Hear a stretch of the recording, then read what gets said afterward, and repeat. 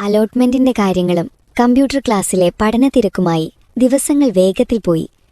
Ammu computer science first option Saint മേരീസിൽ കൊടുത്തു. ബാക്കിയെല്ലാരും അടുത്തുള്ള ഗവൺമെന്റ് സ്കൂളിലും. ബാലു ഒരിക്കൽ പോലും കമ്പ്യൂട്ടർ സെന്ററിൽ വന്നില്ല. വരാൻ ആഗ്രഹമുണ്ടെങ്കിലും ഓരോരോ തിരക്കുകൾ കാരണം അവനതിന് സാധിച്ചില്ലെന്ന് വേണം പറയാൻ. അതുകൊണ്ടുകൊണ്ട് തന്നെ അമ്മു ആ കാര്യം മറന്നേ പോയിരുന്നു. കുറച്ചധികം പ്രാക്ടിക്കൽ ക്ലാസ്സിന് ശേഷം ഇന്നാണ് ആദ്യത്തെ തിയറി ക്ലാസ്. വലിയൊരു ക്ലാസ്സിൽ എല്ലാ ബാച്ചിനും ഒന്നിച്ചാണ് തിയറി എടുക്കുക. ക്ലാസിന്റെ പകുതിയിൽ കൂടുതൽ കുട്ടികളുണ്ട്. എല്ലാരും സർ വരാൻ വേണ്ടി വെയിറ്റിംഗിലാണ്. എല്ലാരും സൈലന്റ് ആയിക്കോ, സർ വരുന്നുണ്ട്. ക്ലാസ്സിലെ ആൺകുട്ടികളിൽ ഒരാളായ വിനു വിളിച്ചു പറഞ്ഞു. എല്ലാ കുട്ടികളും ഡോറിന്റെ സൈഡിലേക്ക് നോക്കിയിരുന്നു. കയറി വരുന്നയാളെ അമ്മു അന്തം വിട്ടു നോക്കിയിരുന്നു. അമ്മുവിന്റെ ആ അന്തം വിട്ടുള്ള ഇരിപ്പു നോക്കി ചെറിയൊരു പുഞ്ചിരി ചുണ്ടിൽ നിറച്ച് ബാലു ക്ലാസ്സിലേക്ക് കയറി വന്നു. എല്ലാരും ഇരിക്കൂ.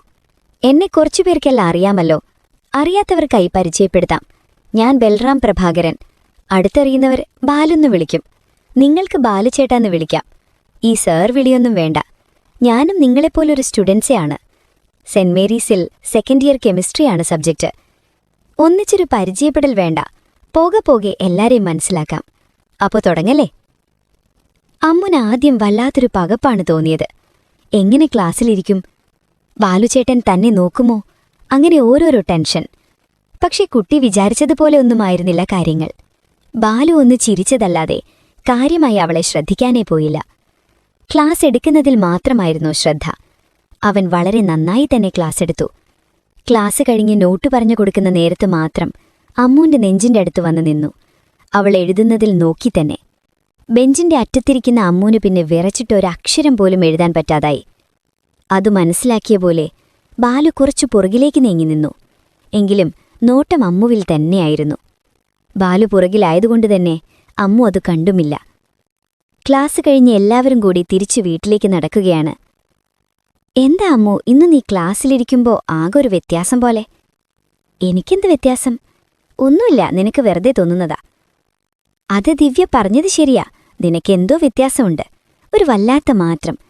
ബാലുചേട്ടൻ പിന്നെ പണ്ടും ഇങ്ങനെ തന്നെയാ. നിന്നിലാണ് ആളുടെ നോട്ടം എപ്പോഴും.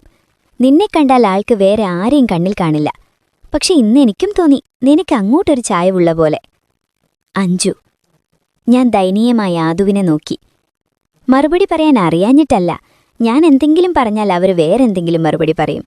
പിന്നെ ഞാനും പറയും. അത് പിന്നെ വഴക്കാവും. എന്തിനാ വെറുതെ? പണ്ടത്തെ പോലെയല്ല. ഞാനിപ്പോൾ മറുപടി പറയാനൊക്കെ പഠിച്ചു. നിങ്ങൾക്കിതെന്താ? എനിക്കങ്ങനെ ഒന്നും തോന്നിയില്ലല്ലോ. വെറുതെ എന്തിനടി അവളെ കളിയാക്കുന്നത്? ആദു മറുപടി കൊടുത്തു. നിനക്ക് തോന്നിയില്ലെങ്കിൽ വേണ്ട. ഞങ്ങൾക്ക് തോന്നിയല്ലോ. അതുകൊണ്ടല്ലേ പറഞ്ഞത്. ഞാൻ വിചാരിച്ചു നല്ല അടിപൊളി ഗിഫ്റ്റൊക്കെ കിട്ടിയപ്പോ ഇവളാ പഴയ ഊള സ്വപ്നമൊക്കെ മറന്നേന്ന്. ദിവ്യയ്ക്ക് പുച്ഛഭാവം. അമ്മൂന് സങ്കടം വന്നു. എന്റെ സ്വപ്നം ഊള സ്വപ്നമാണോ അല്ലയോന്നൊക്കെ ഞാൻ തീരുമാനിച്ചോളാം. പിന്നെ എന്റെ സ്വപ്നം നടന്നാലും ഇല്ലെങ്കിലും ഞാൻ എന്തായാലും ബാലുചേട്ടനെ ഒരിക്കലും സ്നേഹിക്കില്ല. എനിക്ക് സ്വന്തം ഏട്ടനെ പോലെയാ ബാലുചേട്ടൻ.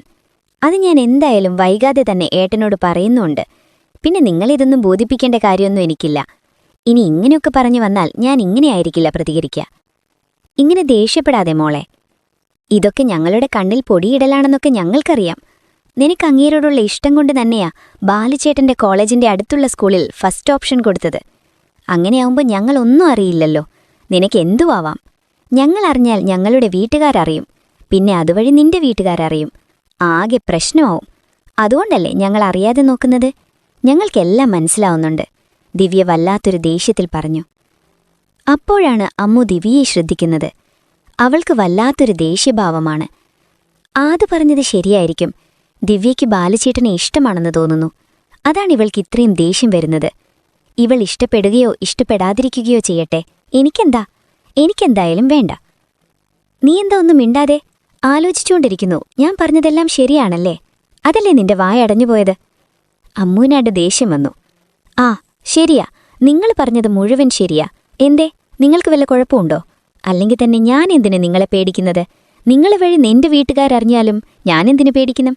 എന്റെയും ബാലുചേട്ടന്റെയും വീട്ടുകാർ അത്രയും അടുത്തറിയാവുന്നവരാ. പിന്നെ എന്ത് ടെൻഷൻ? അവർക്കൊക്കെ ഇത് കേൾക്കുമ്പോൾ സന്തോഷം മാത്രമേ ഉണ്ടാവൂ. ഞങ്ങളെ ആരും ഒന്നും പറയില്ല. ഇനി എന്തെങ്കിലും പ്രശ്നം ഉണ്ടാവുമെന്ന് നിങ്ങൾ കരുതുന്നുണ്ടോ? ഇത്രയും പറഞ്ഞ് അമ്മു ദേഷ്യത്തോടെ ദിവ്യയെയും അഞ്ജുവിനെയും നോക്കി. ദിവ്യയ്ക്കാണെങ്കിൽ അമ്മു പറയുന്നത് കേട്ടിട്ട് സങ്കടം വരുന്നുണ്ട്. അമ്മുവിന്റെ സ്വപ്നം കാരണം അവൾ ഒരിക്കലും ബാലുചേട്ടനെ സ്നേഹിക്കില്ലെന്നാണ് വിചാരിച്ചത്. ഇപ്പു പറഞ്ഞതൊക്കെ ഒരു തമാശ പോലെ വെറുതെ പറഞ്ഞതാ. ഇനി അമ്മുവിന് ശരിക്കും ബാലുവേട്ടനെ ഇഷ്ടമാണോ? അമ്മു ഓക്കെ പറഞ്ഞാൽ അവൾ പറഞ്ഞ പോലെ രണ്ടുപേരുടെയും വീട്ടുകാർ ഒരിക്കലും നോ പറയില്ല. പിന്നെ ബാലുചേട്ടനാണെങ്കിൽ അമ്മുവിനെ ഒത്തിരി ഇഷ്ടവുമാണ്. അമ്മു ബാലുവേട്ടനെ വേണ്ടാന്ന് പറഞ്ഞാൽ ആ മനസ്സിൽ എങ്ങനെയെങ്കിലും കയറിക്കൂടാമെന്ന് കരുതി സമാധാനിച്ചിരുന്ന ദിവ്യയുടെ എല്ലാ സമാധാനവും അമ്മുവിന്റെ ഈ പ്രവൃത്തിയോടെ അവസാനിച്ചു. ദിവ്യ പകച്ചൊരു നോട്ടം നോക്കി അമ്മുവിനെ. ഇനി ഞാൻ പോവാ. അല്ല പിന്നെ, മനുഷ്യന്റെ ക്ഷമയ്ക്ക് ഒരു പരിധിയുണ്ട്. പറഞ്ഞാൽ ഒന്നും മനസ്സിലാവാത്ത കുറേ എണ്ണം മനുഷ്യനെ ദേഷ്യപിടിപ്പിക്കാൻ ഇറങ്ങിക്കോളും. അല്ലെങ്കിൽ തന്നെ ഓരോന്നാലോചിച്ച് സമാധാനമില്ല. അപ്പോഴാ അവളുമാരുടെ ഓരോരോ സംശയങ്ങള്. മനസ്സിൽ ഓരോന്ന് പറഞ്ഞുകൊണ്ട് അമ്മു വേഗത്തിൽ വീട്ടിലേക്ക് നടന്നു. പിന്നീടുള്ള ദിവസങ്ങളിൽ വലിയ കുഴപ്പങ്ങളൊന്നുമില്ലാതെ കമ്പ്യൂട്ടർ ക്ലാസ് മുന്നോട്ടു പോയി. ബാലു അമ്മുവിനെ വല്ലാതെ ബുദ്ധിമുട്ടിച്ചൊന്നുമില്ല. പക്ഷെ അവളോടൊരു പ്രത്യേക നോട്ടവും ശ്രദ്ധയുമൊക്കെ ഉണ്ടായിരുന്നതാനും. ക്ലാസ്സിലെ മറ്റു കുട്ടികൾക്ക് അത് മനസ്സിലാക്കാൻ പറ്റുന്നുമുണ്ട്.